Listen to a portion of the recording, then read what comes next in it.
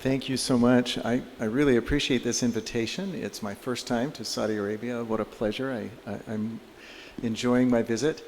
I also am privileged to be part of this particular session. The two previous talks were outstanding. Amazing advancements have occurred both in AML and Hodgkin's.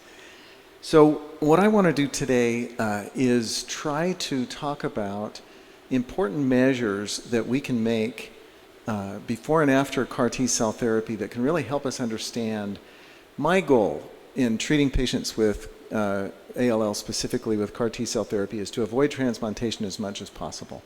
But unfortunately, that's not the case all the time. So let's talk a little bit about how we can potentially transplant those who need it and don't transplant the others. So I have a few disclosures to mention. I was heavily involved in the original Novartis studies and continue to consult with Novartis on occasion. My first topic in looking at this is going to be to talk briefly about CAR T-cell outcomes, and then really spend a lot of time talking about risk factors, about specific things when you are prepared to treat a patient with ALL with CAR T-cells. What can you do to understand that patient's risks and also potentially to improve their outcome? So this particular graph is a really nice illustration. On the left, this was my career 10 years ago, where if a patient relapsed after transplant or had multiply relapsed ALL, there honestly, you see that graph on the left side, there was nothing left to do. Survival was dismal. It was very difficult even to get those patients into remission. And then if you were lucky enough to get them into remission, only about a third of them survived transplant. Contrast that with the graph on the right, which is results of the Eliana trial when it was first published by our group in the New England Journal in 2018. What you see is a marked improvement in overall survival and event-free survival. This is recent data published in the JCO that shows long-term effect of CAR T-cells in curing patients. Now the challenge is I want to do better than just curing about half patients. You can see on the left is event-free survival, and notably a small percentage of patients didn't go into remission with CAR T-cells, and then many went on to relapse or have other events, such that at about 24 months you reached a median, and really the long-term outcome, survival with only CAR T-cells, occurred in about 45% of patients. If you were lucky enough to get into remission, then the graph on the right applies to you, where at 3 years after your treatment, about 52% remained in remission. But we're still missing half of the patients. So how can we improve those patients' outcomes? How can we potentially cure them? Well, some have suggested that we should transplant patients afterwards. Now this graph, this particular slide talks about CD28 based CAR T-cell approaches. This is data from the National Cancer Institute where they used a CD28 CAR. This particular CAR lasts somewhere between 8 to 12 weeks on average. And it's very well known that without follow-up transplantation, there's a high risk of failure. So in children where goal is our cure, it has been shown very clearly that follow-up transplantation can really benefit these patients. And the graph on the bottom on the right shows that if patients achieve an MRD negative remission and go to transplant, they can have very excellent survival at about 80%. So what about 4-1BB based CAR T-cell therapy? This is the type of CAR T-cell therapy that can actually cure your patient with no further treatments. The trouble is, when you're going to fail half the time, what do? Well, this particular study was a study by the Seattle group who used a 4-1BB based approach. And their goal was to try to cure patients with the CAR T-cells alone. But they realized that transplantation potentially could have a role. So their approach in general was if a patient was eligible for transplantation and had not previously been transplanted, they took them directly to transplant. So what you can see here is out of 64 patients who went to CAR T-cell therapy with their 4-1BB vector, 5 of them did not respond, and some of them relapsed early, and 1 patient died. So that left 50 eligible patients in order for them to assess whether transplantation benefited patients or didn't benefit patients. Now, of those 50, the vast majority had already undergone transplant. And the vast majority, in fact, coming to that center did not want to undergo a second transplant. They had a strong preference to try to avoid second transplantation if possible. So what ended up happening is 16 of them were considered for upfront transplantation, and 13 of them actually received the therapy, while 3 did not. Of the 34 subjects who had a history of transplant, 10 of them decided to receive a transplant for various reasons, and 24 did not. And you can see on the right hand outcomes of this particular approach, where overall survival was reasonable in the group, but event-free survival, they cured about half the patients, typical of CAR T studies. Let's dissect this just a little bit. If the patients had had no prior transplant, what was their outcome? So leukemia-free survival, as you can see there on the left, seemed to be better, although it was not statistically significant, if they underwent transplant. Overall survival, though, of course, was not changed because those patients who eventually relapsed got another treatment and went on to survive. What about patients with a prior history of transplantation? And what you can see there is both leukemia and overall survival essentially overlapped in this group. So this suggests that patients who've already had a transplant, there may not necessarily be a benefit of going directly to transplantation. So what about better potential markers? What this group decided to do was look at loss of B-cell aplasia. So if you recall, these CARs are aimed at CD19. And if the CAR is effective, that means that B cells will be completely eliminated, and if the CAR continues to be present, they will stay eliminated for an extended period of time. In my experience, best outcomes occur when you have elimination of B cells for at least 1 to 2 years, kind of like maintenance therapy in ALL. I don't know if it's truly analogous or not, but bottom line is the longer the CAR is around, the better chance you have for overall survival. So what about that as a marker? Looking at leukemia-free survival, you can see from these graphs on the left that there was a difference, and this was statistically significant. If patients lost their B-cell aplasia within the first couple of months, meaning their CAR didn't last very long, they had a significant benefit in leukemia survival, although again, their overall survival wasn't that different. Overall survival with these type of CAR T-cell studies is unfortunately not a great marker because we have lots of things you can do for B-cell therapy. So really, the key here is to pay attention to leukemia-free survival. Those patients who had persistent B-cell aplasia at day 63, the benefit of transplant was certainly not clear, and there was no benefit for overall survival. So let me show you another large database that we put together that gives insights into risk of patients receiving CAR T-cell therapy. This is a group, we called it eventually the KARMA study, so the CAR multi-center study. This group looked at a very large number of patients, over 420, who underwent treatment with CAR T cells at a number of different centers. There were 4 types of CAR that we looked at. We looked at CTL019, which is the same as Tisagen-Leqvacel, the approved treatment in the US by Novartis. We also looked at CD28 CARs, and remember those are short-lived, they don't last quite as long. We looked at the commercial product, Kymriah, and we looked at another 4-1BB-based product from Seattle Children's Hospital.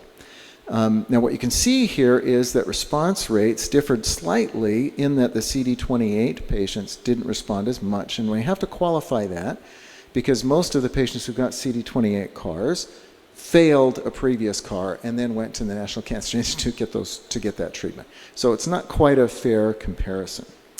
Now, looking at factors that could potentially influence our decision to do transplant after CAR, what you see here is cytogenetics probably doesn't play a role. Now, cytogenetics is very important in ALL and has been a cornerstone of therapy. So it's interesting that when it comes to treatment of patients with CAR Ts, an immunotherapy, cytogenetics isn't yet playing a role. Now, there is some hint that TP53 by some other studies may be important in this treatment, but for now, we don't see a specific measure of cytogenetics really telling us who's at high risk in CAR T cells. What about other factors? The one factor that we looked at very specifically was CD19 targeted blinatumomab as a factor. There was a great worry that a previous targeting of CD19 could potentially affect outcomes of CAR T cell therapy. What you see here is the results of this very large study. On the left, this graph shows the T cell burden, the lymphoblast burden of patients prior to CAR when they were treated with blinatumomab. And as expected, patients who had a low burden, in other words, patients who had less than 5% when they were treated with their blinatumomab, went into remission almost all the time. So you can see here about 80% of those patients went into remission. And that's been shown in other studies, so we replicated that with this trial. And patients with high tumor burden, what you see is about just under 40% of them achieved a remission, whereas the rest of them did not achieve a remission. So basically, on the left-hand side, you see we essentially replicated what we already knew about blinatumomab. Now, on the right, in the upper corner, what you can see is the complete remission rate if a patient underwent blinatumomab therapy and went into remission was actually excellent and exceeded 90%. So blinatumomab therapy prior to CAR did not adversely affect the CAR therapy if the patient was responsive to blinatumomab. On the other hand, if patients were not responsive to blinatumomab, they still went into remission most of the time. It actually was 65% of the time. But you were much less likely to respond than if you had responded to blinatumomab, whereas about 35% of them did not go into remission. And the graph on the lower right corner shows this very clearly. This basically shows the entire cohort, comparing the patients who had CR with blina and no blina therapy with the patients who had not been responsive to blina. And you can see patients going into CAR who had failed blinatumomab before had poor long-term outcomes. So that's an important thing to keep in mind. If your patient is going to CAR, they may go into remission, but they have a high chance of failing long-term if they have failed blinatumomab previously. Now, the second thing that was noted on this study was a very clear signal based on the amount of disease present at the time of infusion of the CAR. And what you can see is patients who had low disease burden, and we defined this by less than 5%, they went into remission and had a long-term survival that much more frequently than patients who had high disease burden. Now, we don't know the exact cutoff. This particular cutoff was 5%. I've seen other studies going as high as 40%. But bottom line is patients who are responsive and have a lower disease burden tend to do better long-term with CAR, and that makes sense. Now, this is a combination analysis looking at both resistance to blinatumomab and CAR, burden at the time of CAR infusion, and you can see that they're independent. I want to now talk about a few other factors that I think are really important and in fact get at the heart of probably the best way we can choose patients who are at very high risk for failure with CAR. And that is specifically looking at minimal residual disease. So this particular slide shows three approaches to looking at minimal residual disease. On the upper left-hand corner, you see multi-channel flow cytometry. This particular method is highly accurate, highly sensitive in that it can detect patients' levels of disease in up to about 1 in 10,000. Sometimes we can sneak a little bit higher than that with higher channel flow cytometry. But in general, about 1 in 10,000 cells can be detected. If you use quantitative PCR, you can probably get another log, maybe 1 in 100,000 cells. But on the right-hand side, you see next-generation sequence minimal residual disease techniques. This particular approach is incredibly sensitive. You can detect reliably up to 1 in a million or 1 in 10 million cells by looking for specific recombinations of VDGJ. What you need is a baseline sample on that patient so you can detect exactly what change their cell has, and then once you know that, you can detect whether it's present in your population. So what you can see here is that as we are trying to measure true remission, if we look at just PCR, we're going down to the 10 to the minus 4. There's still lots of disease, up to 10 million cells probably left in that patient. As we get to next generation sequence, we get down to 10 to the minus 6 or 10 to the minus 7. There's still 100,000 cells left. What matters most, though, is what level you achieve and stay below. And as I'll show you, knowing that your next generation sequence negative matters. Now these plots really kind of give you a hint at what we can detect with patients who have flow bone marrow assessment versus next generation sequence bone marrow assessment. And what you can see in the upper right hand corner here is that you miss a lot if you only depend on flow cytometry to assess your patients. And what you can see there is looking at flow bone marrow on the x-axis and NGS on the y-axis. There are a lot of patients who have detectable next generation sequence and who were not detected if you only look at flow cytometry. And this is another way of looking at it. When this particular assay for next generation sequence has two ways of measuring it. Something called the level of detection and the other the level of quantification. Level of detection refers to how consistent this is. And the people who developed this assay at Adaptive basically were aiming to have their ability to detect something be present 93% of the time you assess it. Now that may be difficult when you take a bone marrow sample and you only have 100,000 cells in it, and the actual level of presence is 1 in 10 million cells. So you probably are not going to be able to detect it.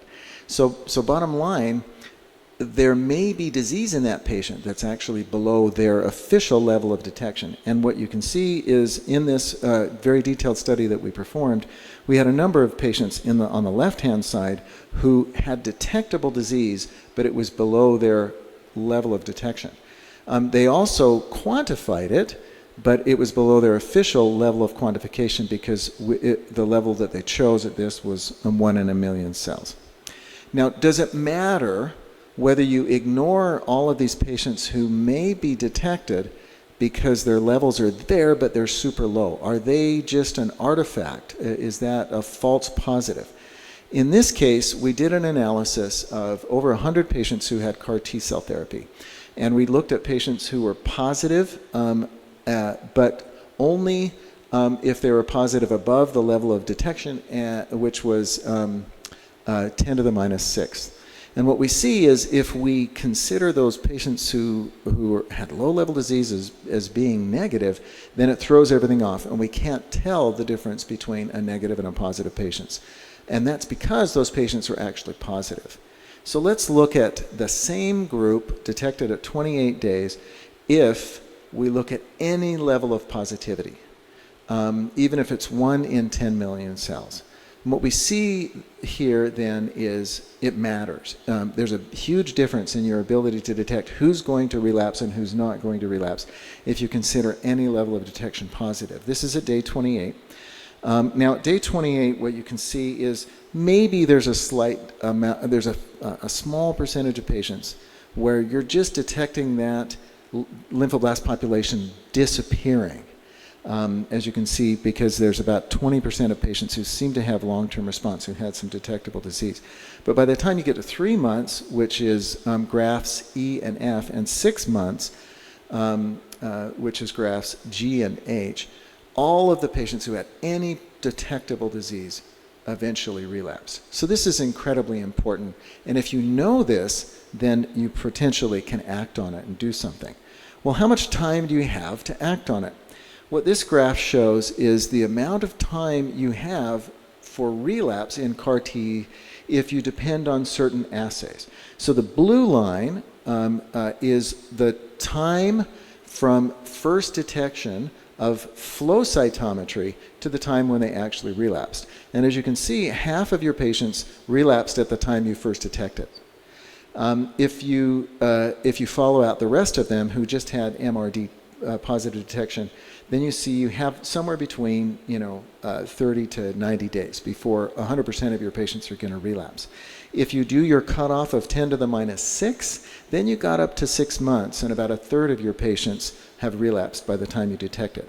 But if you allow any detectable disease to be your marker, then what you can see is you detect almost all of them before the relapse actually occurs, and you have some time with a median of about 5 to 6 months.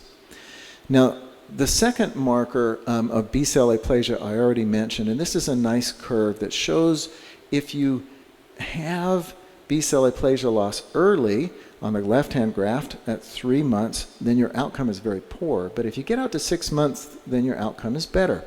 The graph on the right shows that if you're lucky enough to keep your B-cell aplasia for 12 months, then your survival is excellent in the 80% range.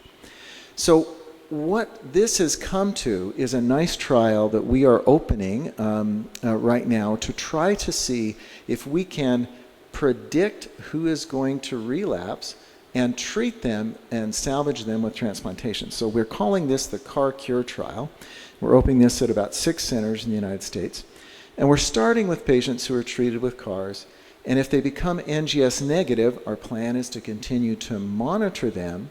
If they lose B-cell aplasia early, or if they become NGS positive, our plan is to move forward with transplantation and see if we can salvage those patients. If, on the other hand, they are NGS positive, then we move them immediately to TBI-based transplantation. Now, one thing to mention, and this is a quick thing, I'll try to go over this. The assay is not 100% straightforward. There are times when the next generation sequence MRD assay can mislead you. So you have to know this and understand it very well. The important thing to understand is that there are different types of recombination events that lead to the signature that can give you your MRD signal. First thing to understand is if you have IGH recombination, it's almost always accurate, and there's a measure of uniqueness. And you can see that uniqueness by something that's called the level of detection. And the company provides this to you so that you can have a good idea of just how accurate it might be. But light chains called kappa or lambda can also be a signature. And if you get this as your output measure, then realize that there are fewer V's and fewer J's and no D's, so they can be less unique. So you may see false positives. If you have a single sequence and it happens to be a kappa or a lambda, you should suspect it. The other thing is that you can't get 100% of patients with IGH recombinations. ALL is not quite that way. About 10% of patients don't have IGH recombinations. And you have to rely on T-cell recombinations in order to assay them. The T-cell assays are not quite as sensitive and not quite as specific, and so you may have possible false positives. This is a nice study which our adult colleagues, Emily Liang and Lori Muffley and colleagues published just recently, which showed this. The key here is if you see no clonal detection, then essentially no patients relapse. There was a single patient who relapsed in their outcome, whereas patients who had IgH positivity almost always relapsed. So that's an important thing with B-cell ALL. With T-cell ALL, in looking at the T-cell measured outcomes, what you can see is it's not quite as straightforward. Where you have patients who are TCR beta, that's not as good a marker, and we need more in order to understand that better.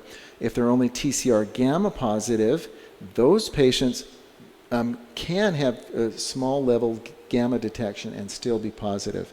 The key here is you need multiple clones in order to prove that it's truly positive. So what you need to do is if you detect it positive, you need to understand that you might need to follow up and do some subsequent studies.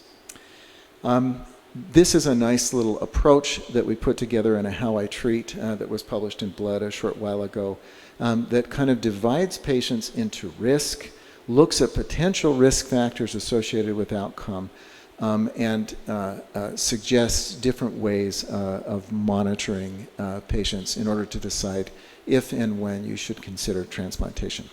So in summary, transplantation in CAR T cells should be tailored to individual patients based upon risk. There are higher risks pre and post that you can detect by biomarkers and minimal residual disease. And I hope that over the next few years we can do more studies that will allow us to be more specific. And I also hope that we can improve our approaches to CARs so that we have less failure. I hope that we can figure out how to have T cells that last longer, and that we can figure out how to avoid having escape with CD19 negative disease. And I think that's all I have to say, and I'm very happy to participate in our discussion. I want to acknowledge a great team that I've worked with on all of these trials. Thank you so much.